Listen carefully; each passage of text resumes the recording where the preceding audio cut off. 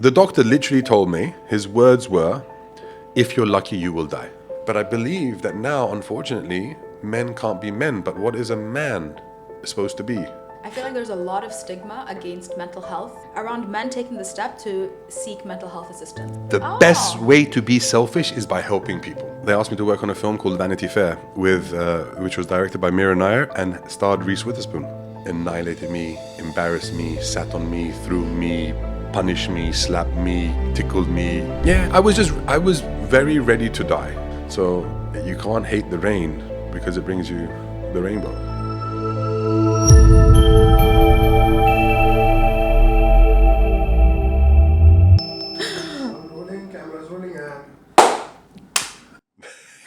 I love it. Then they know where to edit. Yeah, no, that's what Farad was like. I missed because the other lady used to scream out, action! And he's like, I missed the action. I was like, oh, are we doing it wrong? And he's like, no, I just missed her screaming. She would freak me out though. Who? Red. She would literally do it every single time and it would make me like, it would just freak me and I would like laugh and then we would start. Oh. It was the previous place I was recording. Oh, okay. And then I would always be in hysterics when I was introducing my own show. Well, usually we don't keep that part, but maybe we will for this episode. You can, yeah. So before every episode, that's what I do. The behind the scenes. Yeah, the behind the scenes. And Amin is in the podcast space as well. And I've just, I started podcasting a little bit before you. Mm-hmm. And, I feel like you're going to be way more consistent with it. So I am the kind of person who shares everything I have to let people succeed because naseeb, So well, I wouldn't say, I just have more time because you have a proper job. I'm unemployed. So you have a full-time job which you're actually doing something important. Yeah, I mean, so for those who don't know, I'm an air traffic controller. So I'm tired most of the time and I really have to put on a lot of concealer to do this once a month. Yes. So I've been sharing a lot of like the things that I've learned along the way. And if there's something that Amin is like, oh, how do you do X, Y, Z? I've been like giving him all that info. He has the same editor as me. Like, yes, we're vibing. Lifesaver. We are here to empower one another. Yes. So I like that because there's not enough people that give flowers. I agree. And support, and that this gatekeeping BS is really disturbs me. And you know what? I believe that if you withhold, like, what's the point in that? Because if God doesn't want you to succeed, you won't. And if God wants you to succeed, they will. So if you have the capability to assist somebody because you were in that spot once, help them. And I remember, so Amin and I met when I was doing my stand-up comedy workshops. Yes. And you've always been a vibe. I think we've done multiple courses together. Multiple, yes. And it's just always like you're like just so like in my opinion you're a comforting presence because nice. You're just a vibe. Thank And I went on his podcast called the Rice Pudding Project, so go check it out. We had fun there. We had so much fun. You get to learn a little bit more about me because in this podcast I don't talk as much. Well, I used to, but now I stopped because I want to learn more from the guest. So the point of Press Pause is to now make it a more educational podcast. And you've done so much with your life, and I wanted to learn from you. So here we are. That's very humbling. I'm glad that if I can help, that would be great because I've had a few lessons, learned a few things along the way. If my experiences can make things easier for other people, that's... that would be good. It means that I didn't suffer for no reason. Yeah, exactly. And that's the whole point of the show is to just share that knowledge. And people who have watched the Rice Pudding Project now will get to know you a little bit better.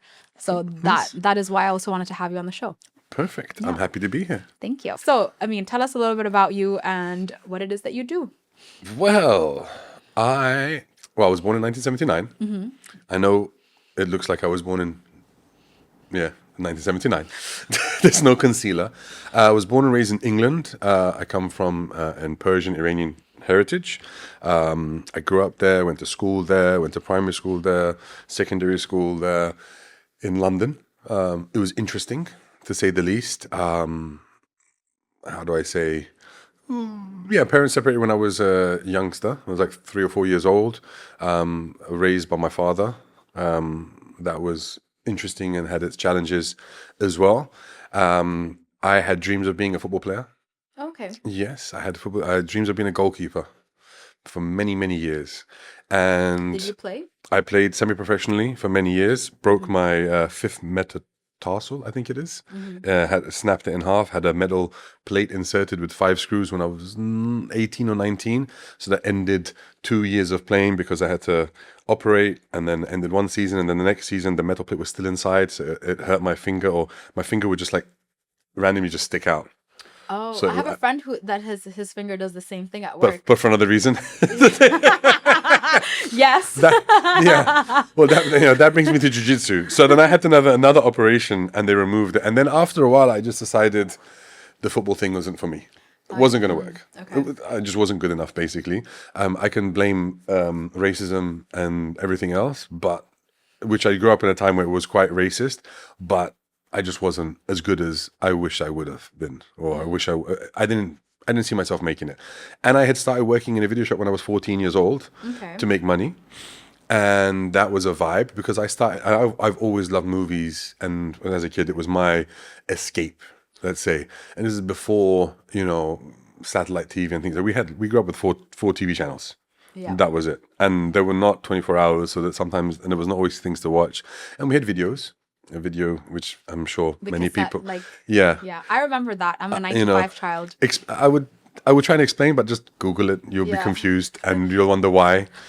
And we used to have like experiences of like walking to the video shop on our weekends and holidays with my 2 little cousins, and we'd go there and we'd rent movies, and we would watch like all the Arnold movies, the Stallone movies, the Jean-Claude Van Damme movies. Like we would watch all of those, like 80s violence, Bloodsport, Kickboxer, Terminator, and we were 8 years old, 9 years old, and we just had a note from our parents saying you can rent these 18 plus movies to kids. Oh, okay. Yeah, it wasn't like now where like they were like fine. We used to go to the store and buy cigarettes for our parents. Oh, yeah. Just with a note, and then the shopkeeper would be like, "Yeah, that's no problem because we know your dad." And I was 9 years old buying cigarettes for my dad.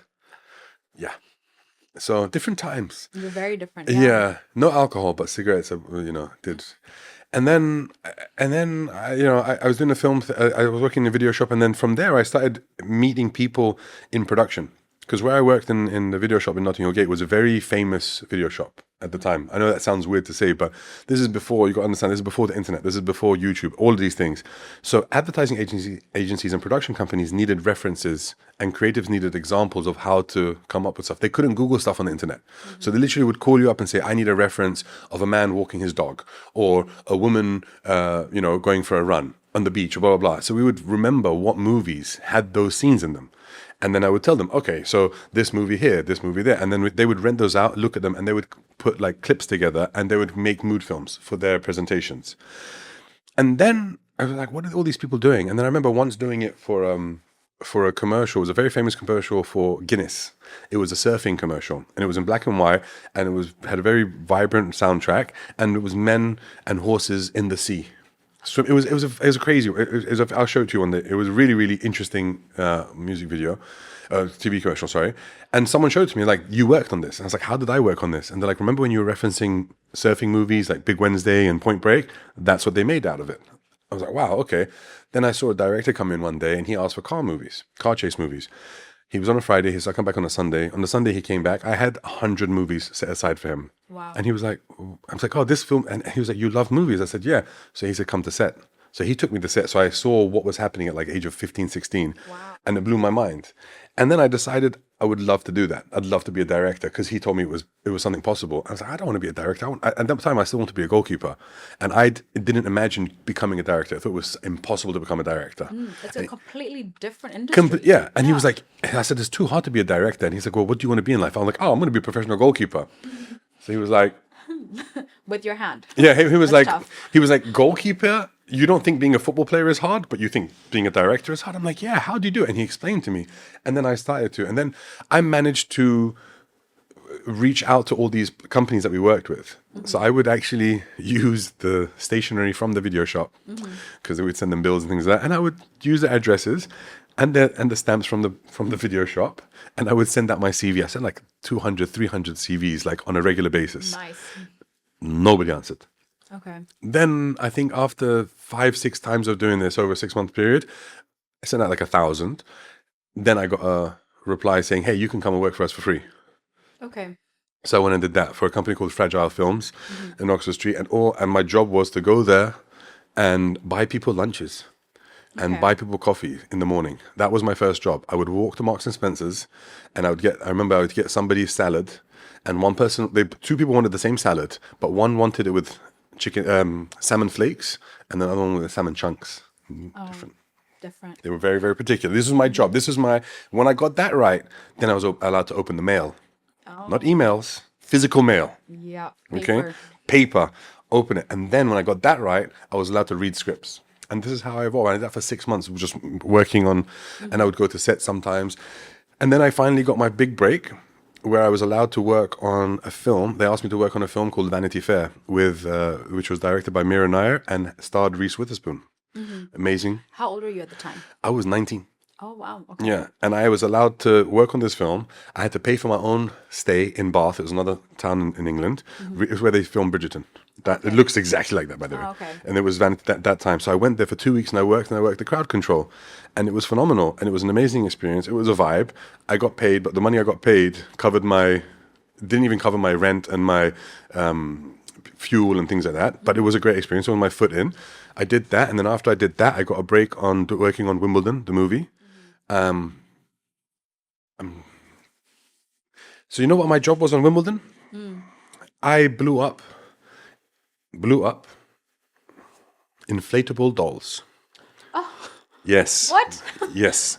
So this Why is would they need that? because it was before the technology was ready for CGI. CGI was very expensive, so we had to fill the Okay. stands. So we were on center court, With right? your own lungs, or you had a pump?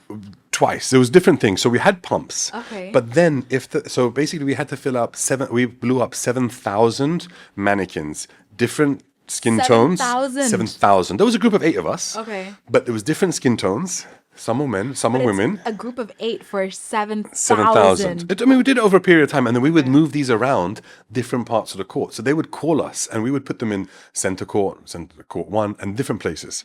Because the main people would be the main extras, 700 extras, but then the rest of it needed to be filled out as well. So when you're focusing on the middle, you can see people, and the outside is all blurred, so you don't know. But then you could tell, like, we would give them wigs, we would give them clothes, we would give them masks, everything. No idea. But then they'd be in shot and they'd be filming, and then all of a sudden one would just like fall over because they'd be deflated. And you'd have to run in there, take it off the seat, put the valve in your mouth, which was unfortunately. No. Yes, I'm sorry. But it was really weird because you're there blowing this mannequin from the waist up. Yes. And it's just like and people are looking at you, and you have to, and like, you know, and the guy's shouting on the microphone. It's like, can you blow harder? Can you blow faster? And you're like, so. Oh my God. I want all the behind the scenes stories. Yes, it was. Oh, there was a scene. So we did that. Then people got fired because the riggers, they call them, and the grips on center court decided to do their own photo shoot. What? Wait. Oh, so the people. The crew. Oh, okay. The crew who did the lighting and the rigging and all that kind of stuff, okay. the sparks and stuff. What's rigging? The rigging, like, so for example, they're going to hang lights, or they're going to hang equipment. They have to have the scaffolding and has to be all rigged in place and be safe. So a couple of them, this is center court on Wimbledon. There are cameras, there are security, but they thought it'd be fun to do their own photo shoot, an inappropriate photo shoot, and then they got caught. Oh. Yeah. So then we were Was the inappropriate photo shoot with the inflatable? It was. It was. They were doing inappropriate stuff with that. Oh. So we were much more careful when we blew them up again afterwards. So it was a bit weird. And then, so from then I did Wimbledon. Then I got on the project called Phantom of the Opera, which was amazing. That was with Joel Schumacher. I got to work with great people because Wimbledon was with Kirsten Dunst and Paul Bettany. I never got to like work with them directly, but I was working with the important blow up dolls. And then I did Phantom of the Opera, which was amazing. That was a great experience. I did that again. That was actually with the blow up dolls. They took me. I used blow up dolls in the stadium, in the theater, and I drew them up in dressed them up in tuxedos. And then they said, "Oh, you're doing a great job. Come and help us out, crowd running." And I did that. And then from there, I worked on Nanny McPhee with Emma Thompson and Colin Firth, which was a blast. Super cool lady. He's really cool as well. But she was like so amazing. And then from there, I worked on Charlie and the Chocolate Factory with Johnny Depp and Tim Burton and Winona Ryder. And then that was like my that's how I started doing film. From there, I moved to America. I was supposed to work on another film there. I managed to get a green card because of my mum. My mum's an American citizen, and she's been there. And then I went down a path of enjoying alcohol and American fast food and diners. And I'd stopped playing football by this time. I was 24. I spent 4 years in America, getting bigger and bigger and bigger. Not in career status, but in size, because Okay. I never drank before moving to America, or very, very rarely. You didn't drink in the UK? No, I was playing. I wanted to play football. Oh, okay. So I didn't. I was very, very clean. I didn't. I would go to the pub and we would have. I would get. They would make fun of me because I would get a pint of blackcurrant cordial and soda water, and it's just literally just What blackcurrant cordial. Oh, it's just like the cordial. syrup. Yeah. Yeah. I would get that or lime and okay. just mix it with like a pint of that, and I would drink that. And they were like, "What the hell?" And everyone was, and I wouldn't do it. It was only later on I tried Guinness a little bit, and because it was, less calories and stuff, it was more iron, healthy for you. But when I moved to America, I started to bartend, and I got introduced to. I was working in a wine bar, and I got introduced to wine, and I had to be a wine connoisseur and understand about wine, and then, it became fun. And I started to drink a bit more, and then I started to eat more. And then the more I drank, the more I ate. I would stay up late. I was doing less and less production there and making more money bartending. And then I discovered casinos and poker. Oh. And I would go to Atlantic City every weekend, playing poker, and spend a couple of days there having fun, because I really liked playing poker. Because this was the time when like poker was like at the height of it, where Rounders had just come out, the movie. Everyone wanted to win the World Series of Poker. You could win $7-8 million and all these things. So I moved away for a couple of years away from production, and I started doing this, and I got really, really big and heavy. And then randomly I met somebody at a bar, lady called Galit. And I was dating somebody at the bar, and she was like, "Oh, let me introduce you to Galit. She's in production." I'm like, "I don't want to speak to people in production. I'm done with that life." How many years was this? 2 years being in America. Okay. 3 years being in America. Sorry, 3 years being in America. I was like, "I don't want to speak to people in production. I'm done with that. I'm gonna now go and sell mortgages with my cousins in Maryland near DC." Okay. Because I have a lot of family in that area, and they all sell cars, and they have car dealerships and what have you. I'm going to sell mortgages because that's the future.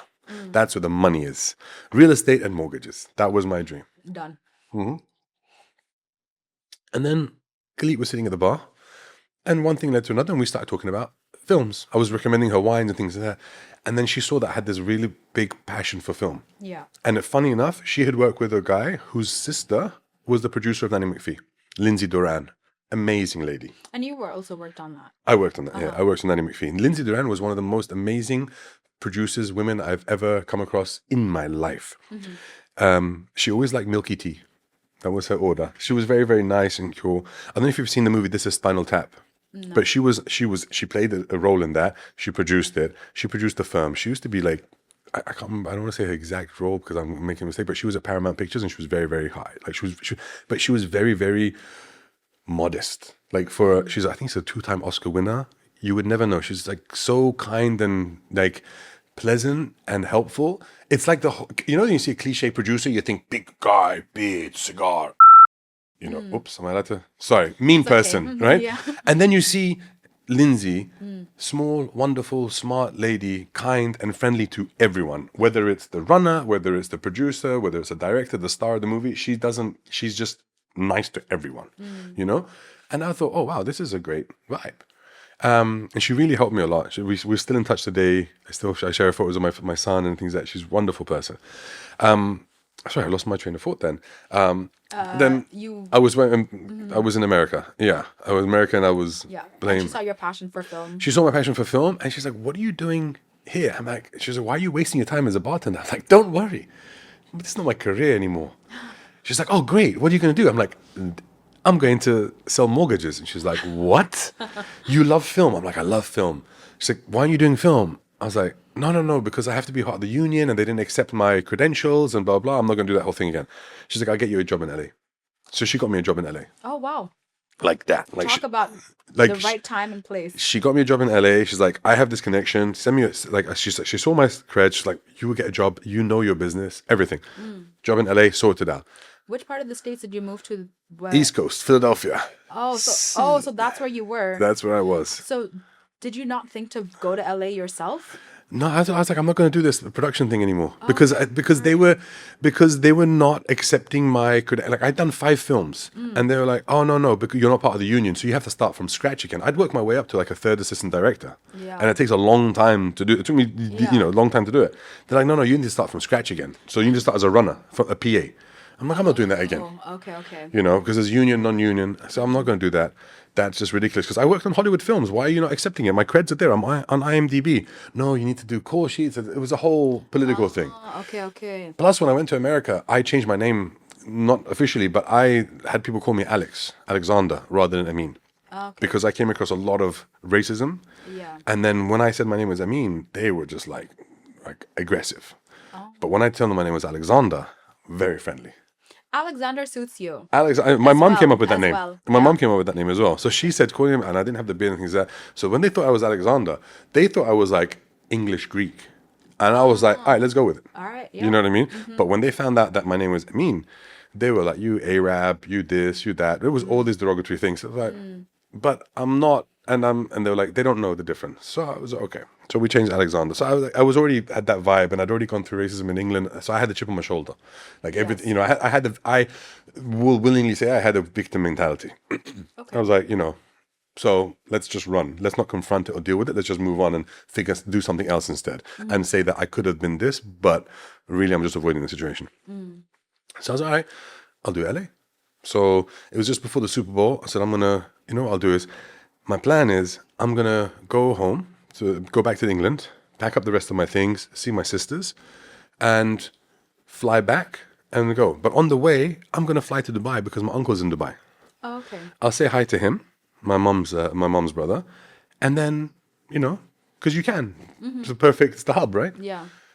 And I'd been here in 2002 in Dubai, and my uncle bought a house off plan, and he's like, "You're gonna move here." I was like, "I'm never moving here. I'm a London boy. I don't leave London. Forget, like I'm not going anywhere." And this is before. And so then it was 22 at the time, living life. 2002, no way. And he bought a place, and he bought a place, a 3-bedroom place. I'm like, "Why are you buying a 3-bedroom? It's you, your wife, and your son. You need a 2-bedroom. That's it. Like you want a 3-bedroom for when people visit." He's like, "No, I'm buying it for my first son." I was like, "You have another son I don't know about?" His son was, I think, 8 at the time. He's like, "Yeah, you." I'm like, "What?" And he's like, he considers me his son, like his first son. And I was like, "But no, I'm never moving here." He's like, "Trust me, one day you're gonna move here." I'm like, "Trust me, I'm never moving here." And then I came back in 2007, and I was in awe. Like Shakeside Road was different. Everything was different. There was a marina. There was so many things. I'm like, this is amazing. And I saw Dubai Media City. And then Galit knew somebody in Dubai. She's like, "While you're in Dubai, speak to this guy." Okay. So I spoke to the guy. Lots of opportunities here. She's like, "You could be a big fish in a small pond, on a growing pond. Growing pond. Yeah. In a growing market, you could be somebody who's, you know what I mean? Whereas if you go to LA, you'll make it, but it's just going to be different. Try there for a year and then leave." I'm like, all right. Came here, saw it in March of 2007. This is amazing. Stayed for the whole month. Did my research, went around, networked, everything. I said, "I'm moving. Done." Nice. Uncle said, "Okay, but I don't want you to be too eager and just like, fizzle out. Like, I want you to really believe that you want to move." I was like, so after a month, if you still want to move, I'll agree. So I went back, called him after a month. I said, "Uncle, I want to move." This was May. He's like, "One more month. I want you to really believe you're going to move." I said, "Okay." June, "Uncle, I want to move." "I don't know if you really mean it." Okay. I was like, "Bro, I'm ready to move. One more month." So July, I call him. He says, "You know what? Now I believe you. I believe you that you really want to do it. I have faith in you." Perfect. I said, "All right, I'm booking my ticket." He said, "Hell no." I said, "Why not?" He says, "It's July. You know how hot it is?" He says, "If you come in July, I don't think you'll make it." It's like, he's like, "You're not used to the heat. We need to build. We need to like, you need to slow your way into it." I'm like, "All right, fine." He says, "Plus, I'm going away for the summer because it's too hot for me." I'm like, "All right, so it's all for you." So they went away for the summer, and then I moved October 13th, 2007. Wow. October is a good month. October's a good month. It was just hot enough to think. And I went in, and man, the person that Elite introduced me to, his name was Nemi Fadlala. God rest his soul. He passed now. He got me a job before I landed. I got a phone call, and he's like, "You're an assistant director." I was like, "Yeah." He says, "Do you want an assistant director?" I'm like, "Of course." He's like, "We have a project. It's in October. You're going to be on it. You're going to be assistant director. It's for a big campaign for Emirates Airlines." I'm like, "Emirates Airlines?" He's like, "Yeah." So I got in. It was with a company called Big Kahuna Films, which is still in working to this day. The owner is a guy called Eddie Risk, who I'm good friends with, who helped me a lot as well. Share the same birthday. And I got in, and I got to work on this project. And I went to places. I was on the helipad on Burj Arab. I went to the I went to the ski Dubai. Like I saw all the most iconic places in the first 2 weeks of being in Dubai. Wow. It was phenomenal. Like it was an amazing experience. And then, oh my God, this came long. I'm sorry. And then from here I went into production. And then I was still overweight, by the way. I had put on a lot of weight in America. But then when I came to Dubai and I started working, I got a job as a head of production advertising agency. Then I was like, I was set. I didn't have to be on set anymore, and I was ordering people around. Okay. So I was more behind the desk, more in meetings. And then I started to get heavier and heavier. And I peaked out. So when I was playing football, I was about 85 to 88 kilos. When I left America, I was about 145 kilos. Oh. Yeah. Mashallah. Mashallah. That's Yeah. my mom would say. You look I looked healthy. well-fed. Yeah, you know when they say like, Yeah. like your waistline is a sign of your success? Yeah. I was hella successful. And I just got more successful. Okay. Because after 3 years of working in an advertising agency, winning hell of awards, like being super successful, I topped out close to 200 kilos. I was about 195 to 200 kilos. Okay. I was big. I can't imagine how much your joints hurt because I struggled with my weight and I had gained like a good 40 kilos more than what I was used to being, and my joints hurt a lot. Like how did you feel in that time? Because that for me that was my biggest struggle. I was like my joints hurt and I struggled to walk 100 meters. Oh, there was no walking. There was no walking. So I'd be sitting here now talking to you, and you probably have a complaint from the sound man because I'd be I would literally be heaving the whole time. Yeah. I would have sleep apnea. I'd be sitting next to you, and then maybe I'd need a tissue because my nose would start bleeding immediately because my blood pressure was 240 over 180 from doing nothing, just from sitting here. Oh wow. Yeah, not for being nervous. Just chilling. So that made me very, very angry all the time. Like if you look at a speedometer, I was in the red all the time. Like I was always sweating, always hot, always uncomfortable. This chair would not hold me. I'd be uncomfortable the whole time, moving my back would always be hurting. I'd probably wear what they call them, slippers all the time because I couldn't put on shoes because to put on shoes meant to bend down. So if I went to, I would cut out the air supply. Oh wow. So I'd have to reach down like this, grab my ankle, bring my ankle, put it on top of my knee to be able to put on my shoe. So I'd be putting on my shoe sideways and doing the shoelaces up sideways. It was everything hurt. Everything hurt all the time. Headaches, pain, you name it. Like standing was painful. I remember once, embarrassingly, I went to the bathroom.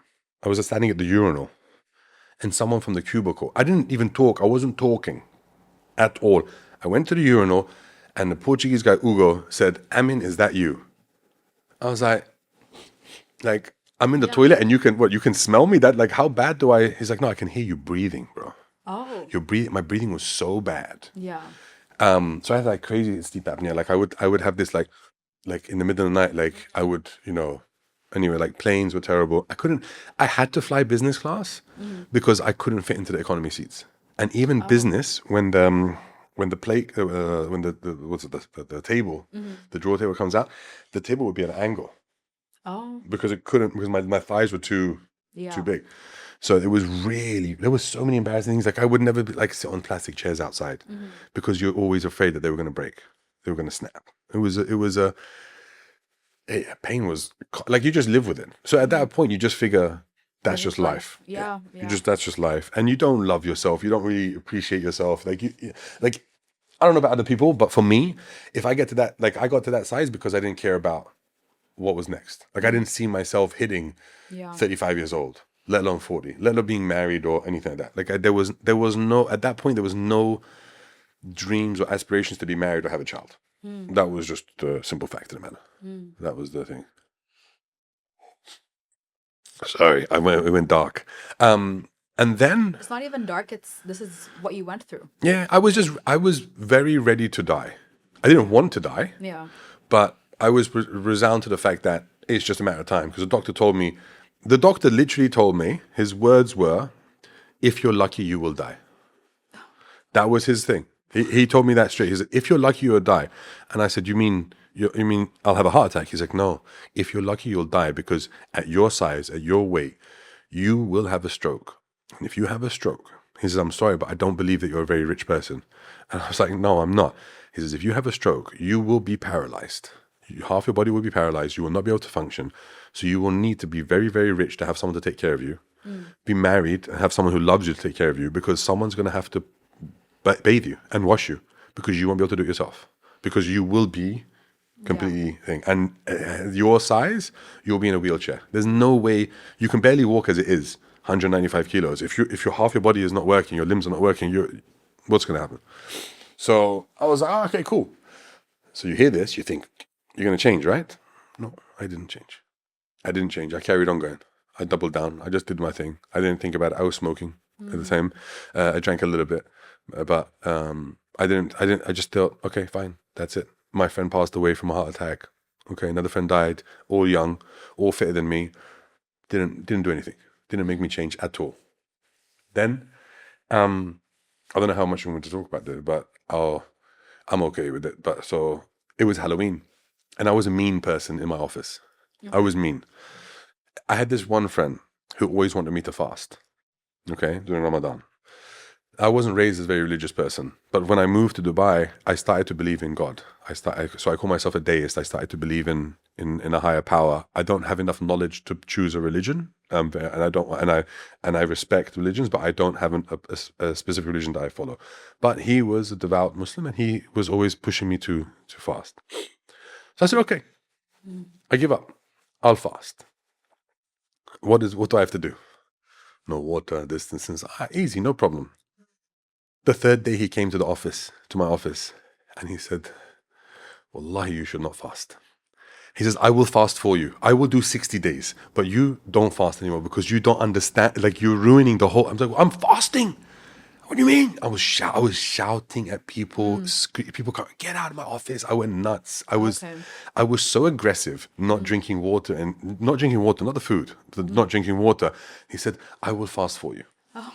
You don't fast. Yeah. So that's just to tell you like how it was when I was so angry, is what I mean. I was very angry person. I was not happy. You can't be that heavy and be uncomfortable, and you just triggered the whole time. Just things would just bother you. So I got to Halloween, and I had my team, and then I remember hearing somebody saying, everyone was dressing up. Everyone. I was the one person who was not dressing up. So someone turned around and said, no, he's not going to dress up. He's a party pooper, blah, blah, blah, blah. So I was like, F them, I'm gonna dress up. So I remember telling the girl that worked for me, Leng, when you go out to buy costumes, go buy me like scrubs, like doctor scrubs, because they're big and baggy, because I have big baggy clothes. So she went, she couldn't find any. There was no scrubs, there was nothing like that. I'm like, great. So I got nothing. So she's like, oh, you see? Then the other person was like, see, told you he's not going to do anything. I'm like, I said, you know what? Let's double down like I'd like to do. And find me a dress. Find me a wig. Find me a bra. Find me tights. Find me shoes. Find me anything. I'm going to dress up as a woman. Okay. And I did. I was very ugly. I remember I was huge. I mean, a friend of mine dressed up as Kermit the Frog, and I had a blonde wig, so everyone thought I was Miss Piggy. It was really bad. I was dressing up as a courtesan. Is that what they call it? Is that the right word? A lady of the night. I had the business cards and everything. And they thought I was Miss Piggy. And I'm like, hold on a minute. And I was more insulted about that. I would have liked, you know what I mean? Yeah. So I was like, so nobody would pay, but they think I'm Miss Piggy. And I remember looking in the mirror and thinking to myself, wow, you are ugly. I would never date a woman that looks like you. This is what I thought to myself. And then I went, wait a second. I wouldn't date a woman that looks like this. The roles are reversed. No woman is going to date me because I'm hideous. And no one wants me looking like this. Because let's be honest, that's what men more than women, we look at images. And I'm a man and I'm thinking looks first. So nobody wants me. I said, all right, I'm going to make a change. I went on a juice fast for 45 days and I lost 39 kilos. Oh, wow. Yeah, dropped the weight fantastically. New Year's, went to a party. Snoop Dogg was playing at Maidan. There was no food to be eaten. There was no drinks, nothing like that. There was nothing I could have, And I hadn't eaten since 3 o'clock. We're like 2 o'clock in the morning now. I'm starving. We went to end up at after hours at someone's house, and they had just pizza there. And I was so hungry. There was nothing for me to have. There was no juices, nothing like that. So I had a slice of pizza. And with my willpower, I had a second slice, and a third slice, and a fourth slice. Then I had the chicken wings, and I had the garlic bread. And by 3-4 hours later, my stomach started to... Yeah, because you've been eating clean for so long. And that was not good. I didn't last. I ended a week in bed with food poisoning, just destroyed. And I came off the diet, and I started to put on all the weight. Yeah, because you were so restrictive. Yeah. Oh, and I was weak. And then I got to... Then I went back. Back and everything. And then August, I started doing some indoor cycling class. Someone dragged me along. Her name was... The spin classes. The spin classes, yeah. I remember it was a lady I used to work with called Ash Chugler. She heads up a advertising agency here now. Her taking me there changed my life. Because I went there, it was a place called Flywheel. And I was always competitive, and they had numbers on the board. So I went there, did the class. The first class, I struggled like hell. And we were there, and I saw this woman walking past. And she had a headset on. She was doing, and I was like, wow, who's that? And they're like, oh, that's Becky Flybar. I'm like, wow, what's Flybar? They're like, bar is this class exercises, yoga mats, ballet bar, blah, blah. I'm like, wow. And I was massive then. I was huge, sitting on I would go sit on the spin bikes and put 2 of those cushiony, 2 of them on there to protect my manhood. Not just my everything that was like... They're really painful, those seats. I would be numb. But why are they so painful, those seats? When you put the cushioning on, it makes it worse. Really? Yes. Because it's friction and it moves around. You need to have the cycling shorts. I found this out later on. Less friction. Okay, good to know. Yes. Yeah, I quit spin because I was like, it's too much. Oh, I became an addict. Okay. I started doing 3-4 classes a day. Oh. Yeah. In August. And then I kept on seeing this person. And I was there with the circle of the wives who were actually married to my friends. And I'd be like, who? And they were like, oh, that's, Becky Flybar. So I want to do a bar class. So after 2 months, I did my first bar class in October. And Becky was teaching. Okay. And this is your now wife? This is my now wife. Yeah, I follow her. I did 6 classes a week for 6 months. She taught 8 classes a week. The other 2 classes were women's only. Oh, so you did every single one? Every single one I could. And then I would try and do the women's only classes. And sometimes, if the ladies weren't religious, they would say, okay. And then then they knew me after a while. They're like, yeah, this guy's, he's fine. And I'd be in the class and I started in the classes. And then after... I can't imagine you doing bar. Oh. I love it. They would catch me staring at myself. I wasn't perving on any other woman. I'd be like, they would see me looking at the mirror and they're like, what's he looking at? And the woman would be standing here. And then I'm like, can you, I'm trying to look at her. I was looking at my own calves. Yeah. I was trying to check out my own calves. And Becky would catch me. And she'd be like, really? And I'm like, oh, sorry. And I would do the exercise. This was before we're dating. And then after 6 months, I decided I want to do triathlon. Okay.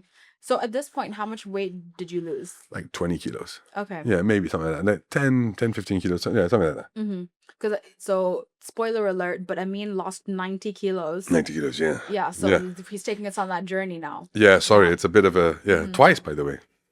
That was a sad thing. So I asked my wife out to give me advice on triathlon training. Yeah. And she said, His now wife. My wife, yes. And she came out for a coffee to give me advice on triathlon training. She knew it was a ruse. Then I asked her out. She said yes. and we got married and we have a child, and we're very happy. Yeah. But I ended up losing. I got down to 114 kilos, so I was about 80 kilos. Then I had a bike accident in 2016. Motorcycle? No, Or? bicycle, because I was doing triathlons. So I had a bicycle accident. I hit the wall, my knee was split open. I was on crutches for 6 weeks. It was terrible. And that was the year we got married. And I put on weight again, and I just kept on like fluctuating. And it was a whole thing of, I couldn't fit into my suit and everything. But it didn't heal. I still, throughout all of this, getting married, I didn't love myself. I didn't enjoy, I was always unhappy. And then the baby came, and I thought I'm going to make a change. And I didn't. And I got big again. Okay. And I went up again. And it was I don't know. It's weird. Like, then I got another job. I during this time of, COVID happened and things like that. And COVID was tough on everybody, and I struggled with it, like everyone else. It's natural. But then I got a job, full-time job again, working in another company, heading up production, and it was great. And they gave us life insurance, and they gave us medical, and everything like that. And about 3 years ago, I just sat on the couch, sitting at like 195 again, big. Now this time I had a machine for my sleep, and a full-on Oh, yeah. Darth Vader mask. And I would sleep on the couch because I didn't want to bother my wife. Ouch. And I actually would go to sleep at night thinking, I don't think I'm going to wake up in the morning. And the funny thing was, I say funny, I would sleep on the couch because I didn't want her to wake up with me dead next to her. Which is weird because my son would walk into the room and she would see me in the living room if I was sleeping. Do you know what I mean? Yeah, The logic didn't make sense. In that moment, that's what you had in your heart. Yeah. So I was like, okay, I'm 43. I won't make 45. Done. This time I was really resigned that I'm dying. And there was nothing I could do about it. I had tried everything. I can't do anything. So I told her, I sat her down one night. It was in 2023. And I said, look, pretty much we know where this is going. I've tried. You've tried. It's not working. And she's like, what are you talking about? I said, I think one of these days I will die. Because it's not my health is not good. My blood pressure is up again. We did this 10 years ago. Like we were almost together like 10 years, 9 years.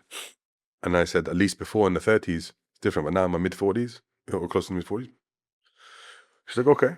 I said, so here's about these are all the passwords, bank accounts, money in the stock market, and life insurance for the company. When I die, they'll pay you money. I don't know how much they pay you, but I think they're going to pay you this much money.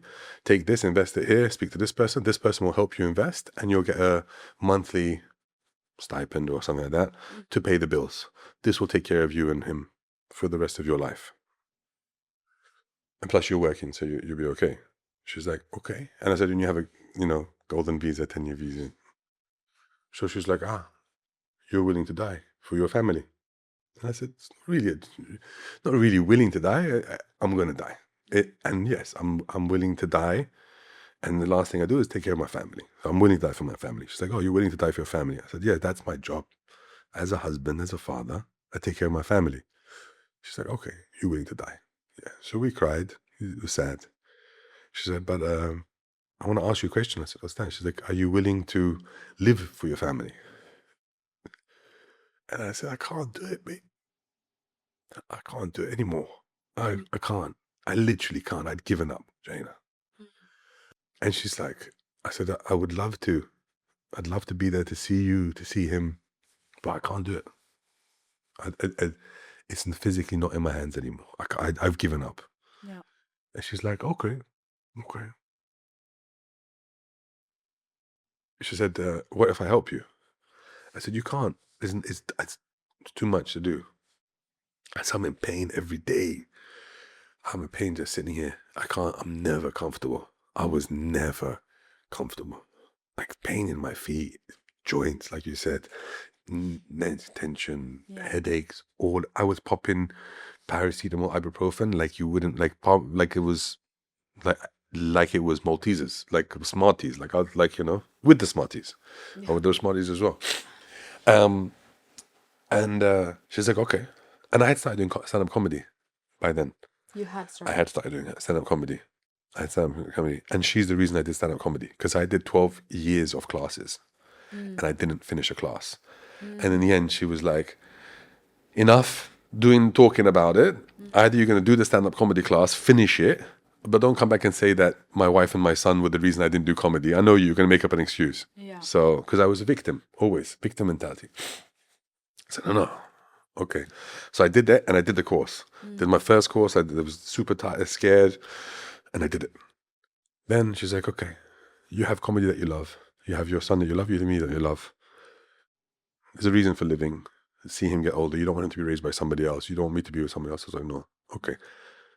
I will give you a plan and I will support you. We'll change your food bit by bit and you go to the gym bit by bit. And I'll give you a plan that you can work on. I was like, oh, gym again. Oh, fuck, I hate the gym. I never liked the gym. I would know, even though I did sports and everything like that, like football, cycling, swimming, running, I didn't like the gym. So we started going to the gym twice a week, 3 times a week. She supported me. I was like, this is nice. I like this. After a week, I like the way, pain, Yeah. but it's not as bad. Let's start to take photographs. Let's start to motivate. Let's start to this. 1 month went by, 2 months went by, 3 months went by. After like 4 or 5 months, I dropped 6 months, I dropped 30 kilos. It was insane. Like it was like, bloop. Started to feel better. Clothes were better. Breathing is a little bit better. Blood pressure is still high. Everything is still high. But it was just, I went from 195 to 165. And I did this commercial for Under Armour where there was a lady. Oh, man, I've got her name now. I'll remember in a bit. And she was doing judo and jiu-jitsu. I was like, what? What is this? Judo, jiu-jitsu, throwing people. I'm not going to do this nonsense. And then someone else in my work was doing jiu-jitsu. Brazilian guy kept on pushing me. And I tried one class. It was September 2023. Met this coach, 6'4", monster of a guy, good-looking man, annihilated me, embarrassed me, sat on me, threw me, punished me, slapped me, tickled me, whatever, just treated me like a rag doll. So that was so much fun. Roller coaster. This was amazing, I couldn't breathe. Like he was sitting on my chest, I couldn't breathe, He would mess around my hair and I'm helpless. So this is fun. Let me try this. And then I started to do that. And I just started to lose weight and I started to do more of that. And then my wife put rules in place. She said, you love doing comedy. I'll let you do as many comedy shows as you want, as long as you go to the gym 4 times a week. Okay. So I'd go out on a Friday night. I said, how many times you gone to the gym this week? I was like, I've been to the gym twice. She's like, so you're going to go gym Saturday, Sunday? I'm like, yes. She's like, because if you don't, what happens? I'm like, I can't go to comedy next week. She's like, yep. And then that was it. And then she got me to lose the weight. She kept me honest. She kept on pushing me. And I started to get into it. And then eventually, after 3 years, it's been 90 kilos. My life turned around. I started to feel a lot more things about my life. I started to do more therapy. I started to understand. Like therapy with a therapist? I did 2 types of therapy. Okay. Currently seeing one, traditional one, you could say. But I went through what they did, these journeys where you're almost like asleep. Oh, hypnotherapy. Yeah. I did that. Yeah, I did that for a couple of years. And then the funny thing was that the teacher or the therapist that I went to, she said she never in her life has she met somebody who, while they're talking to them, in order to avoid the topic, would fall asleep. Oh, yeah. I would sleep. Yeah. And she'd be shaking me. Hello, wake up. And I was like, go back. And she was like, go back to your subconscious. And I was like, yeah. My first husband was like that. And I Just say avoid. first because I'm going to get married again. Well, you can have 4 at a time, no? Well, Technically. well, you know what? Why not? I think as a woman, we were raised to multitask anyway. No, I'm kidding. As a woman, would you really want 4 men, 4 husbands? The hassle? Honestly, the hassle. But no, but he had the same reaction. Yeah. He would pass out. It was. يعني like dead to the world. he would wake up, his whoop would say like he had the best sleep of his life. I'm Yeah. like, and she would wake me up, so I went through that, Yeah. and I went through that because I wanted to deal with the fact of how to be a better husband and a father. So I know mental health, because when did you start therapy? Well, I started therapy.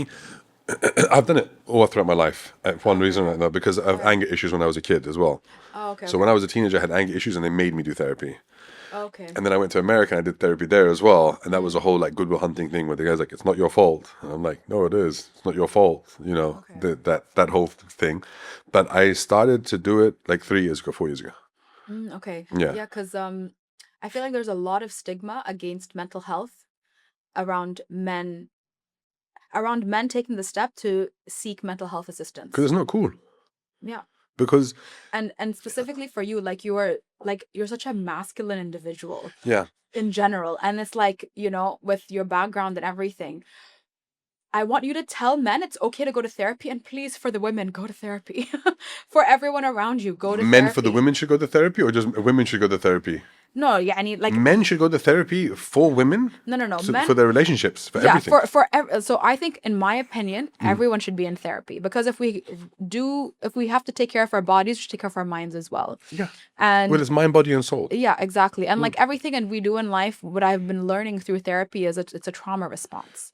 So I just want you to tell everyone, specifically the male audience who feel like they shouldn't be in therapy, or like, oh, I would never do that, that what your experience has been like, and like almost like to give them permission that it is okay and it is cool because you're doing it. Like, please, everyone go to therapy. There's nothing wrong with going to therapy. There's nothing wrong with speaking about things and letting out your feelings. And there's nothing wrong with crying. Yeah. You know, I was raised that crying was wrong. Yeah, same. I remember when I was a kid, I was watching a movie with my grandfather, my dad's dad. And I was like, oh, granddad, are you crying? And he turned around to me stern, like John Wayne. Boy, I didn't cry at my father's funeral. I'm not going to cry at TV. Oh. Like, and I was like, okay, so kids don't cry. So we shouldn't cry. So you don't cry. And I think that is wrong, because you're suppressing something that needs to come out. Exactly. You know? It's your nervous system taking something out. You can't, you can't suppress a sneeze. Because if you do something, it's going to, like a sneeze is coming out somewhere. Yeah. The body is telling you it needs to come out. It's the same thing with the tears, with the emotions. They have to come out, because if they don't come out then, it's going to come out at the wrong time.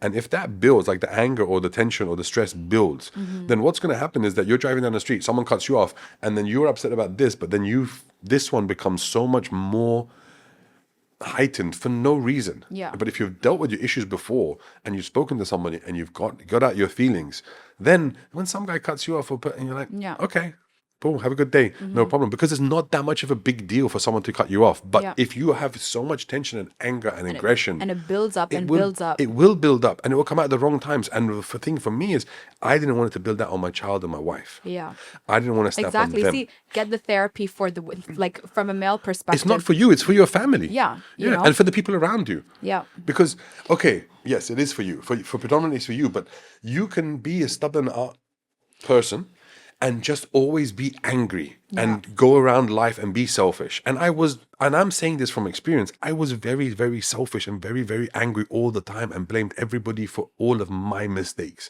and took no responsibility for my issues. Okay, I took no ownership whatsoever, because my dad beat me. I'm unhappy because my dad beat me. I'm fat because of this. I'm because of racism. I didn't make it. Like, I can blame everybody else. You can blame everybody else for it. I stubbed my toe because the carpenter made the bad side table, whatever. But if you look at it, now I'm not saying that it's my responsibility that my dad beat me, but I'm saying it happened. Deal with it, move on, speak to somebody about it. It doesn't have to be your label in life. You know what I mean? Whereas before, I was like the moody, angry, annoying person, like always aggressive, But now, I'm the comforting person at comedy. Yeah, you because are. It's different. That's why it's, That's why I feel it's important for people who have their own podcast, that your host, you don't get to know that person. And that's why I wanted to have you on the show, because my first impression of you was you were a comforting presence. That's literally what I said. And I didn't know any of People used to be afraid of me. People used to be afraid of me. They used to be scared of me. They wouldn't approach me because I was so angry. I have friends now. I have a friend now, Tiago, who knows me, and people tell him, like, "How are you friends with Amin?" They literally say to him, how are you friends with this guy? He's like, he's a very good friend of mine. He's like, yeah, but he's mean. He's angry. He's like, no, he's not. He's like, I don't know about you knew about him before, but he's not. But that's what I was. And they're right to have those opinions of me because I was that person. But losing weight, going to therapy, talking to people about my feelings, learning what love is, has changed things for me because I never used to love myself. Yeah. I never used to have gratitude for what I have. I never used to be happy with what I have, because I always believed that I was hard done by, or I deserved more, or I deserved to be better. Okay, fine. That's no problem. You're allowed to have a better car, or have a better this, or deserve to have something better. Then work towards it. Make something happen. Don't just be like, oh, I didn't get this job because this person didn't think, or this person's racist, or this and that. Again, it's about you.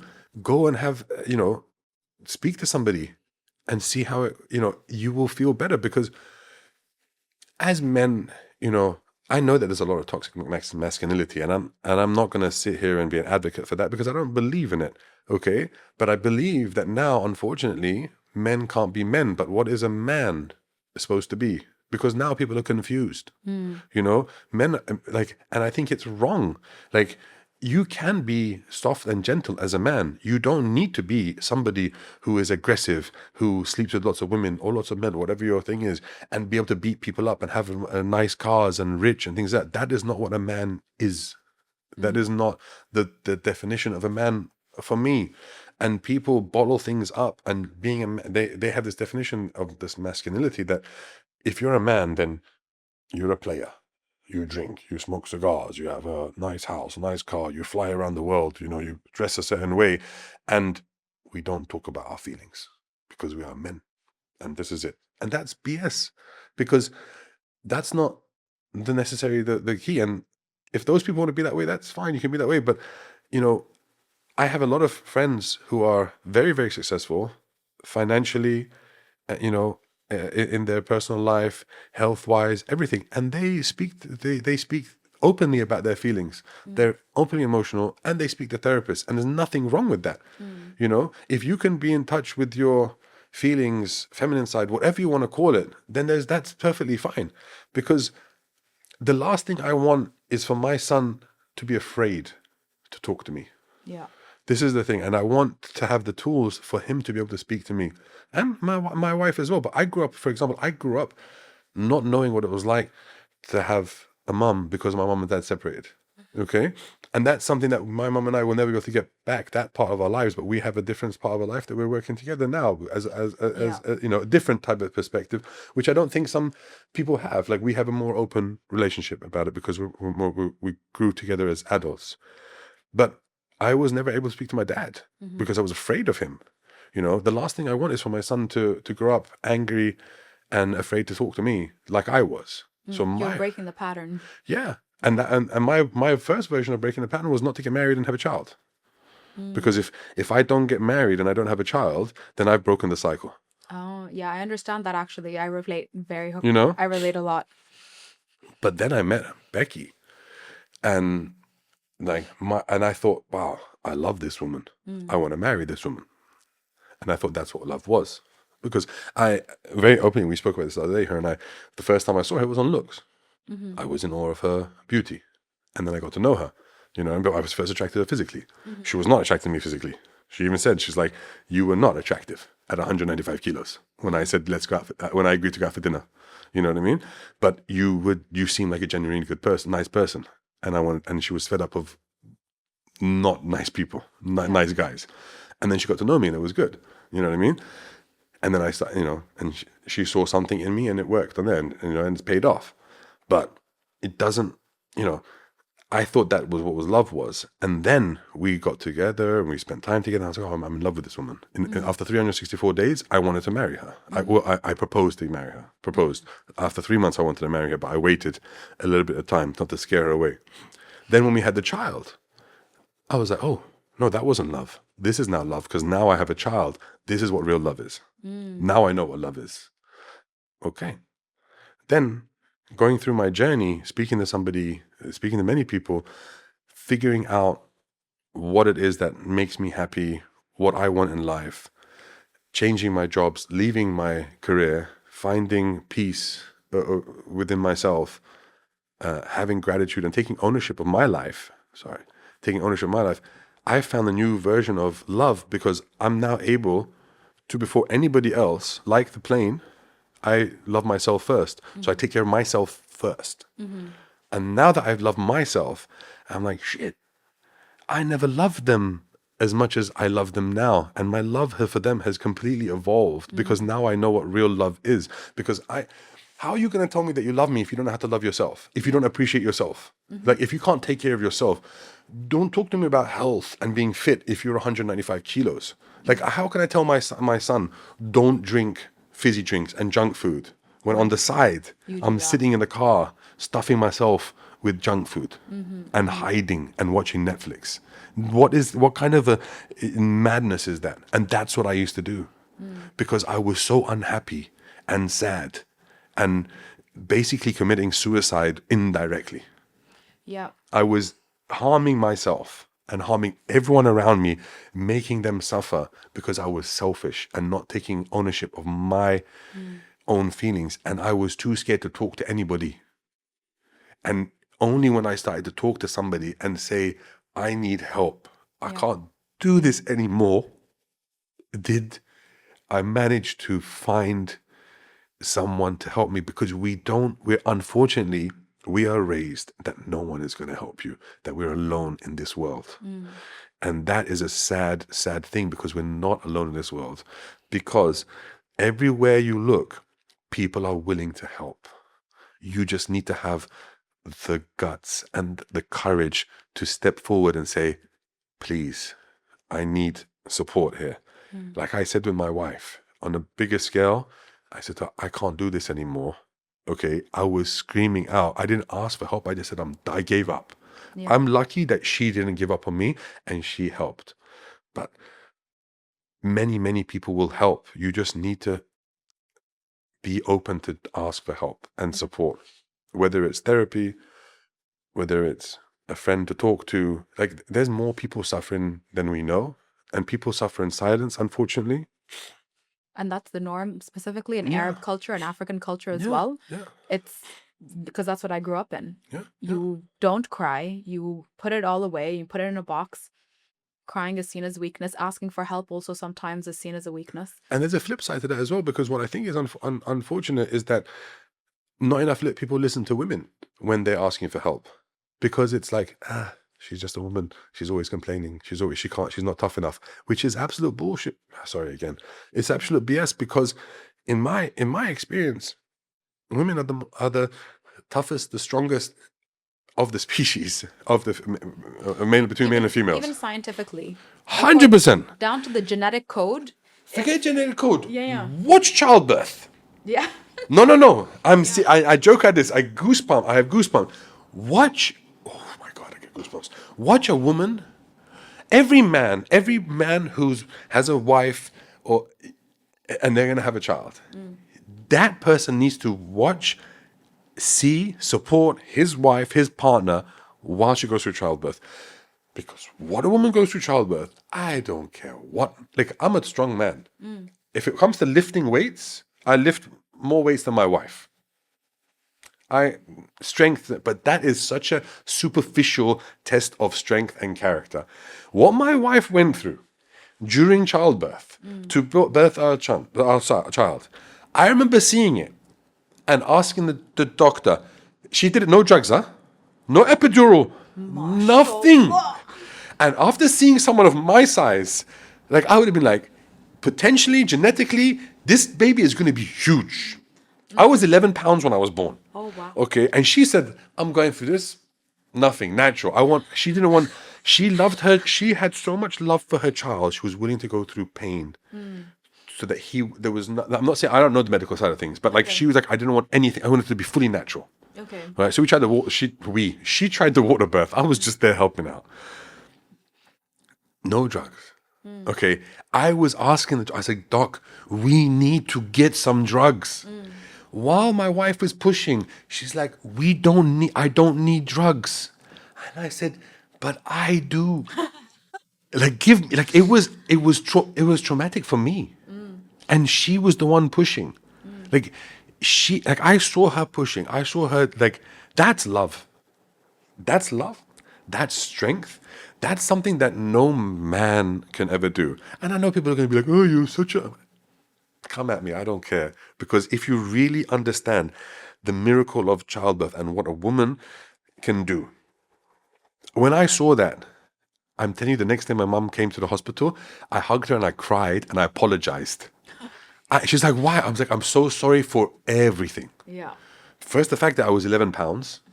They used to call me Cassius Clay when I was born. I was so big and hairy that and I was like literally, I was like a little. They called me like they thought I was like a little monkey, right? They were like, yeah. I was, but like you will respect your partner, women, so much more once you've seen that. And if you don't, then you need to open your eyes and see it again because it's an amazing thing to see. And like, so going back to the thing is that like everyone needs somebody to speak to. And everyone should respect it, and you need to listen to that voice because there's this stereotype that men are too strong and they shouldn't talk, right? Yeah. And we shouldn't talk about things, But now they're like, oh, okay, so there's men's health. Men can talk about it, but women can talk about it as well. But then I know people who, when women talk, that She's emotional. yeah, but that's not true because even if she is, even if he is, because I cry and they're like, oh, you're just emotional, things like that. Yeah, I will cry and it's fine to cry. But they'll say, oh, he's just too emotional. No, I'm just in touch with my feelings. You're the one that's dead inside and you don't know what's going to come when you finally get in touch with those things. Yeah. And let them have their emotions. Let them say what they say. Listen to what they're saying. You don't know what's going to come about. You don't know what they're going through. You don't know how their people are suffering, what's happened, what's their triggers. Let them talk. Yeah. Because it will be helpful because once you help them, here's the thing. You helped me. Thank you very much. I asked for help and you gave me a plethora of help with my podcast, with editors, everything. You were just like, here, boom, boom, but like just so much stuff. I was like, it's embarrassing how much you've given to me and I've done nothing in return. Like, you know what I mean? But then it's not about you give to get. You're giving to give. Yeah, exactly. And because that's something I had to work on in therapy. My therapist asked me, why do you give? Whether it's information, advice, taking a moment to Joe-splain something, instead of mansplaining, say Joe-splain, all of that. What do you want? And I'm like, it's just because I can, so I will. And there's nothing expected back. Yeah. And I believe in, like God has blessed me with something, so let me bless others with what I have been blessed with. And just putting that out in the world, and khalas, that's it. I'd like to do the same thing. Yeah. But my way of saying it is I help people because I'm selfish. The best way to be selfish is by helping people. Interesting. You want more out of life? You want more blessings? Yeah. More barakat? I don't know, more good karma, more energy, more positivity, more love? Help more people. Yeah. I help people because I'm selfish. Because I know that once I help somebody, it's going to come back to me. I will help people because I'm selfish. Because I want good things in life. Because I want to have a happy life. Because it makes me feel good. Yeah. Because when I help somebody, I get goosebumps. I feel good about it. And why not? Because I make that person feel good. I will help children, orphans, whatever it is, because I'm going to feel good about it later on because I've done something meaningful with my day, with my time. And it wasn't just being on a computer game and eating junk food and sitting in the car, being depressed and watching Netflix. These are things that I used to do. I'm not talking about anybody else. I used to do that. That was how I would waste my time when I didn't have any self-love. Yeah. So that doesn't make me feel good. And at the end of it, I feel like I felt terrible. But then now when I help people, whether it's this person or that person, I'm like, I feel good about what I just did. I've helped, doesn't matter. I don't get anything in return except good energy, good feelings, and that's it. And that's good vibes. Yeah. So if you really want to be that selfish person, help people. The more you help people, the more selfish you'll be because you get more out of it in the end because you feel so good. Yeah. Then it's nothing I wrong. agree more. Yeah. So Sorry. I just got a bit there. Thank you for sharing everything. Is there literally? Thank you for sharing. Thank you for being for expressing your feelings today. I feel I spoke too much. Sorry. No, I think you it was a bit didn't. boring. No, it's been nice There to was get no to know you. scandals. There's no I should have thrown in some scandals in there. no need. We're wholesome. Is there anything that you would like to share before we close off this part of the episode and we go on to the closing tradition of the podcast? Look, I think the most what bothers me most about the world now, and I won't talk about politics because it's not my forte, and I don't talk about religion because again I don't know enough about it. But what I do know about, and I talk from my experience, is that my biggest problem, and I've seen other people with it as well, and they've related, is not taking ownership and being grateful. I've been lucky enough to interview a lot of good people on my show. Yourself one of them, knowing your story, what you've achieved, the things you've done, what other people have done. I had people on my show that cannot walk, people who have children who are sick, and they don't use it as anything but motivation and gratitude for what they have. Yeah. And I think if you take ownership for what you do in life and how you're living your life, it will, instead of blaming other people. I mean, the day that things got better for me is I stopped blaming people for my mistakes and my shortcomings in life, whether it was my health, whether it was my successes, and I started to be grateful for the things that I do have, because I think if you really take the time, step away from media, any electronics, everything like that, and just get a pen and paper, or a pencil and paper, whatever you fancy, and you write down every morning over your morning drink the things you're grateful for, you can easily put down 100 things, because the things that you take for granted, people die to have. Yeah. Die to have. One amazing gentleman, Ty, who was on my show, said, in the middle of the night, you wake up to go to the toilet? I said, yeah, my friend, at the age of 46, it's part of life. I get up, I need to go to the bathroom, I go back to sleep again. He's like, how long does it take you? I said, like 2-3 minutes.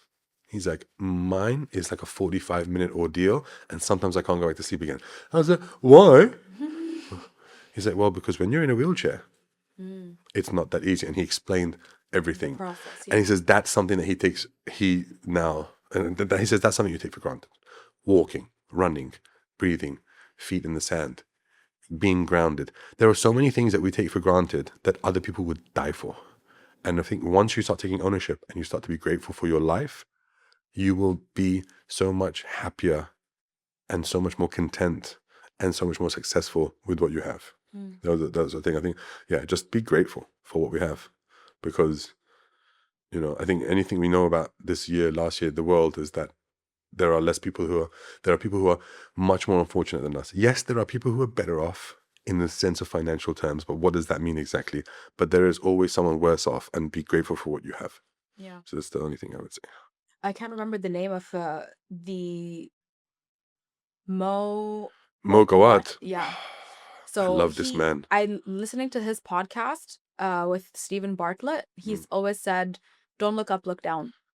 And then that's your key to happiness. So that's beautiful. I manifest him to come on both of our podcasts. I can help with this. I met an amazing individual that you should speak to. Okay. Spencer Lodge. This man is very, very successful. I did a Barry's class with him, but then I didn't say anything but I recognized him. This was like a good 2 years ago or something. He helps so many people. Like now he's just gone with his company, his employees. It's like, oh, do you guys want to go to Marbella, blah, blah, blah, party here? Or would you like to go make a playground in Rwanda? He let them vote. All his staff said, let's go to Rwanda and build a playground. And they're just in Rwanda now. I think they came back today. This guy is so... he is so grateful for things and the way he puts things in perspective, and he's great. And he had him on the podcast, and he's the type of person who does not gatekeep, and he just I love that. He's like, oh, you want him? He's a mate, no problem, mate. I'm just going to WhatsApp him for you. What? I just want to meet him. He's like, no, I'll ask him to be on your show. He's this type of guy, and he's a wonderful individual. Wow. I'll introduce you to him to meet him, because he helps a lot of. He has this amazing documentary as well. I'll talk about it. He does so much. So much. Tune into the episode on Amin's podcast where he had Mr. Spencer Lodge there because you know what? Plug. Um, Thank you. yeah, that's the way to go. So closing tradition on the podcast. Are you ready? So first, Paper, rock, scissors. rock paper. Actually, you know what? I actually was thinking of starting that okay. when we do Jenga. Okay. So we can do rock paper scissors. Okay. What So do we... rock paper scissors I don't know, on is it 3. 1, 2. And then what happens when we win? Who wins? Oh, I don't know. We get to eat chocolate? We'll play it anyway. 1, Rock, 2, paper, 3. scissors. Rock, paper, scissors. Rock, paper, scissors. Rock, paper, scissors. Rock, paper. No, I did. Wait. Rock, paper, scissors. God. Okay. Done. All Tie. right. I don't know why we played that, but he just said it and I was like, yay. I thought, okay, so what's the I don't know Okay, the closing so tradition closing tradition, we're going to do word association so everybody can know you real quick. And then we're going to play a game of Jenga. But this is PG. PG. Whatever pops into your head, man. Oh my God. Word association. Because we are comedians after all. I know. We did meet it from the comedy scene. There's a timer as well. Hold on. Wait. Oh, It's only for 1 minute. Oh, okay. And then we'll set up the Jenga tower after. Okay. Right. And then I'll pretend to do I look into the camera and focus? Entirely your decision. Okay, let's This go. is a safe space. Press pause. Okay. Ready? Yes. And love. Oh, wife. Month. December. Dinner. Oh, girl and a goose. Ooh, podcast. What now? Lunch. Ooh, tacos. Happy place. Family. Board game. Ooh, Monopoly. Aroma. Ooh, lavender. Dream job as a kid. Director. I mean, football player. Sorry, Football goalkeeper. player. Yeah. Oh, even I knew the answer was incorrect. Yeah. Phone application. Oh, WhatsApp. Bucket list item. What does that mean? Like an item that you really want to buy. Oh, samurai sword. Animal. Dog. Superpower. Telepathy. Oh yeah, I agree. Destination. Japan. Emoji. Oh, smiley face. Car. Ford F-150 Raptor. Oh, love it. Guilty pleasure. Dairy milk chocolate. Ooh, slay. Hidden talent. Voices. Oh. Yes. Actually, yeah, from comedy. Yeah. I know that. We're done.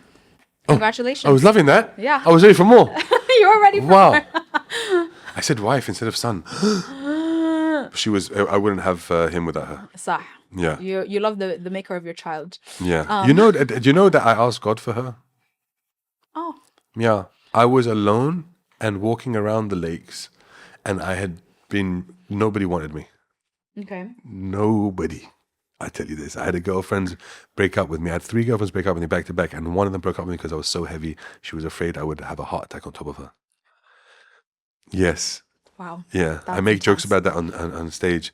I've missed that. I haven't been in the scene for a while. No, it's a reason. So. Yeah. Nobody wanted me. Nobody. And I remember walking with my uncle because we used to walk around the lakes, this pond, on a regular basis, just look up at the stars. And it's where I started to believe in God because I saw ants. And I didn't know. I saw ants. Like little ants. Okay. So I was like, if somebody created these ants and everything around it and everything for me, there must be something more. There has to be so much more, because everything has a purpose, and these ants go with purpose and they go places, and it's not just science. There has to be something more, a creator. So God has created all of this, and I'm part of it. So that one of the things I said, and my uncle, and I was like, I really want someone to love me for me. Just to love me for me, because I don't have money per se, I don't have looks, I don't have the body, I just want someone to love me for me, and that's all. And he said, okay, let's walk around. And he said, look up at the stars and ask. He said, ask. And I did. And I looked up at the stars and I asked. And I said, I just want someone to love me for me. What was the turnaround time? This was in October. In December, it was my birthday. And Becky came to my birthday. We were not dating or anything. October, I started going to her classes. So this was 6 months. Okay. My uncle met her. Met a bunch of people on my birthday. And he said, you're going to marry this woman. Ooh, and I said, and by the way, I'd never been out with an English woman in my life. Never. Okay. So it wasn't my thing. And he said, you're going to marry this woman. I said, I'm going to marry a woman like her. He's like, no, you're going to marry her. And I was like, impossible. It's not possible. And then happened. Wow. So I believe that you want to say manifested it, but God gave me somebody who loved me for me, because I asked for I asked God to give me somebody who loved me for me and nothing else. And she took me for who I was without anything. No glitz, no glamour. Because if you see my wife, she was like, Yeah, she's stunning. you know what I mean? Like, You're punching hard. oh yeah, I'm She's like, even though you've lost the weight and you're like, muscular I'm now, still. he's punching hard. Mashallah, mashallah, But mashallah, you know, mashallah. I tell her, I'm like, you know, it's really not fair. I married a 10, and you've stayed a 10. Yeah, she You has. know, you married a 2, and I've slowly worked my way up to like a 6 or a 7. There's been improvement there, but you've stayed the same. Like, she's How like, would excellent you? for you. She's like, would you like me to like? I'm like, no, I'm good. But let's just. You've been a 10 the whole time. I've like improved. Like, you know, you want to like, because it was just Yeah. So it was. I'm very blessed and grateful for that. And that's what I'm saying. Be grateful, because Yeah. you never know Alhamdulillah. in your worst times what can happen and be better for you. I believe that God wouldn't put a feeling or a desire in your heart unless he was preparing you to accept it. It has to be a pure one though. Yeah, no, don't You kill know. it. Don't want to kill anyone. Yeah. But like good intentions. No, I mean, like- bibbidi bobbidi. I love that. I'm experimenting. Oh man. Bibbidi bobbidi boop. Okay. Nice. All right. Jenga towers. Here we call it Burge banter. Bibbidi bobbidi boop Burge banter. Maybe that's something I could add. Bibbidi Anyways. bobbidi burge banter. Yeah, it's a tongue twister. Bibbidi bobbidi Burge banter. So we're gonna play Jenga as it was designed. And then each block has 200 questions on it. So we'll see which block speaks to us at the end, and then we'll answer that question. Khalas? Oh, not each block. Yeah, no, I changed it. Oh, okay. I changed it because, we're spicing things up. Okay. So yeah, so you're the guest. You go first, and then you place the block at the top. Oh, okay. Okay, is it not? It's not like chess, like touch move, right? You just No, you can tap around and see. Okay, because yeah. Oh, it's okay. Here, Okay, I'll let I'm you a professional. place it up there. Okay. Damn, I've played this a lot. Why would you do that? Why? I get like, this is the question. hello? Everyone always asks me. They're like, "What are you doing?" Okay, I'm like, okay. demolishing. Oh yeah. Oh yeah.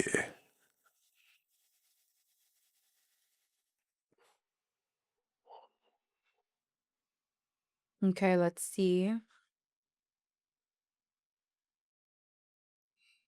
I like to flick them. I tap it around. This feels like. Why do I feel like I'm being hustled here? It's like it's like I'm.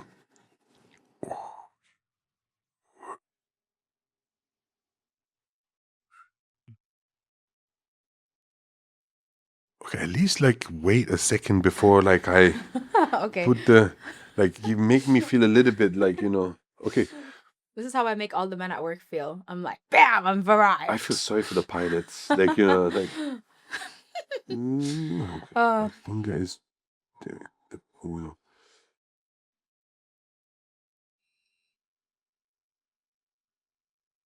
Oh, you got a 2-for-1. What do you mean?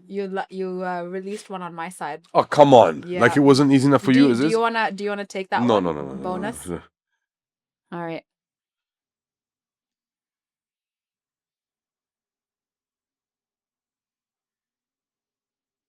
Ooh. Yeah, you see Nice. that? You see that? Smooth. I love a middle block. It's the safest ones to go for. You're getting like dangerous here. Yeah. I like to live life on the edge. I love the way you literally just like ping ping tapped.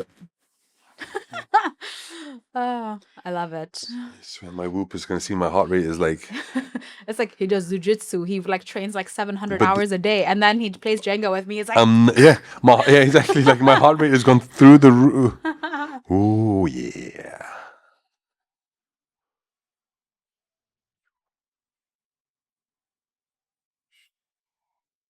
oh, it's getting tougher now. Oh wait, is that me being a little too ambitious? But what am I? An ambitious girl. Oops. It shocks me every time. Anyways, I have one in my hand. Oh, okay. That's okay. So I feel like this is very on brand for everything we spoke about today. Describe a light bulb moment where you fully recognized how a past moment shaped you. These questions are fire. Describe a light bulb moment where the past. Oh, say past. Describe a light bulb moment where you fully recognized how a past moment shaped you. You've been doing therapy, so I feel like you've probably had a lot of those. The thing is, like, I can talk about a memory that made me realize stuff. Okay. Oh, I can tell you the first time So when I did the New York City Triathlon, you've been to New York. Yeah, but I was so young. Okay. The Hudson River Okay. is what you have to swim in. Mm-hmm. It's disgusting. It's disgusting, the Hudson River. The logo is a mustache. Okay. Because when you come out of the river, you have so much junk on your face, and Ew. yes, it's disgusting. So I did the New York City Triathlon the first time. This was part of me wanting to do triathlons and meeting Becky and everything. It was like, I want to say August 3rd, 2014. When I crossed the finish line, the light bulb moment was two things. I knew that was the day I wanted to marry Becky. Oh. We started dating April 24th. Mm-hmm. That was the day I wanted to marry her because I was so elated and happy with crossing the finish line. Doing 1,500-meter swim, 40K bike, and a 10K run during the throughout Central Park. I wanted to share that moment with her, and I realized she wasn't there because she couldn't be, because it's New York, it's flying and things like that. So I realized I wanted to marry her and spend the rest of my life with her. That was the one thing I realized. Another thing was I wanted to finish a full Ironman. Did not do the full Ironman, but we got married. So that was my light bulb moment, I guess. Yeah. I love that. Because the other light bulb moment would have been too depressing. Yeah. I get that. Yeah. But that was the thing. But I mean, I can talk about that as well if that's all right. If you want. Yeah. The light bulb moment for me, how to get over things, was I was afraid about having a kid. No. Because I came out because I was physically beaten when I was a kid, as a child and as an adult. So I always thought that was going to pass on from genetics. So I thought because my dad hit me, I would hit my son. Oh. So I was scared to have a child. I was scared to have a wife also. But my wife's a 4th degree black belt in karate. So yeah, but I was afraid. She's so bad. She is super. I was afraid to have a child, and I was afraid that I would lose my temper and smack my son out of. Okay. So then when my child was born, at no point, and he's cheeky as hell, but at no point did I ever feel like raising my hand to my son. No matter how angry I got, no matter how stressed I was, I never did. And then I realized I could never, ever hit my child. It would destroy me if I did. But then the sad part was that the more I started to love my son and see how much I love my son, I realized my dad never really loved me. And that was the way I dealt with my issues. And it wasn't my fault. And like, I used to blame myself for my parents being broken up and my dad beating me and me being a bad child. And I just realized that he had his issues. And my father never really loved me, because if he did, he would never have been able to raise a hand to me, because I believe that if you really truly love someone, you can never hurt them. And if I was ever to lose my temper, I would rather break my hand on a wall or put my head or my fist through a window, as dramatic as that sounds, than raise my hand and touch my son. And I believe that. So for me, one of the freeing moments is that I'm not like him. I will never be like him. And I love my son wholeheartedly, and I would never beat him and I was willing to sacrifice my health and happiness. I was before, and now I'm willing to make my health and happiness such a way that I'll be around for his life as well. So yeah, that's the light bulb moment I had, that he never loved me, but I love my son wholeheartedly, and that's totally okay. That's very powerful, and then to be very okay with it in the end. Because the love I have for my wife and my son supersedes it. Yeah. So that was because there's something fantastic. Yeah. Wow. It makes me cry all the time. And he tells me, because he sees me crying and he knows that when I'm crying, it's a happy cry. Yeah. So he turns out to my wife, he says, "Mommy, why don't you ever have happy cry?" Oh, cutie. Yeah. MashaAllah. This has been fun. I'm glad you enjoyed. I really enjoyed it. I wanted more questions. I love those. You want another question? Yalla. Yeah, Pick those one. those quick fire. Okay, Oh, you want the quick fire? You want this one? no, this we one went is- through most of these, to be honest. what have you learned? Bonus for him. What have you learned about love? That it's the most beautiful thing, And the even if it ends strongest. badly. I don't think love ends badly. I think everything you learn from it. Yeah, I agree. I think It's better to have loved and lost than to never have loved at all. yes, I agree. This is actually something I was speaking to. I had a gathering with my mom and my closest girlfriends and my sisters, and that is the summary of the conversation that we had. Is I'd rather get divorced a million times over and have experienced that love, because my marriage was a love marriage, and experience that love and that, oh, like, you can't explain unless you've been in it, but it's so great. And I would never change anything that I did because of how it ended, because when it ended, it was really ugly. So just to revel in that moment and be grateful that you got to experience what you experienced, rather than saying, oh, I'm never going to do that again. So I've been like reshaping and reframing that. Because when you're 16, you think you're in love and it's the end of the world. Yeah. When you're 18, you think you're in love and it's like the one. And when Yeah. you're 20, it happened so many times in my life. And then you get back and you're like, wait a minute. When I was 16, seriously? Yeah. That wasn't love. Yeah. That was, and it's only because that you know that this really is. You know, so you can't hate the rain because it brings you the rainbow. So Yeah. it's like it's all Beautiful. you know. Amin, These you are have so amazing many questions, by the things. way. I do have great questions. How do you want to be remembered? Kind. By a loving father and a husband. Yeah. Okay, we could do this all day. Yeah, you know, this is part 2. Part 2. Maybe I'll bring him back just for a Bridge Banter episode if you all want. Bonus You one. have to make requests. Yeah, in the Maybe comments. we could do like a press pause rice pudding project merge, Yes. and then we answer the questions together. But do you and eat then rice pudding?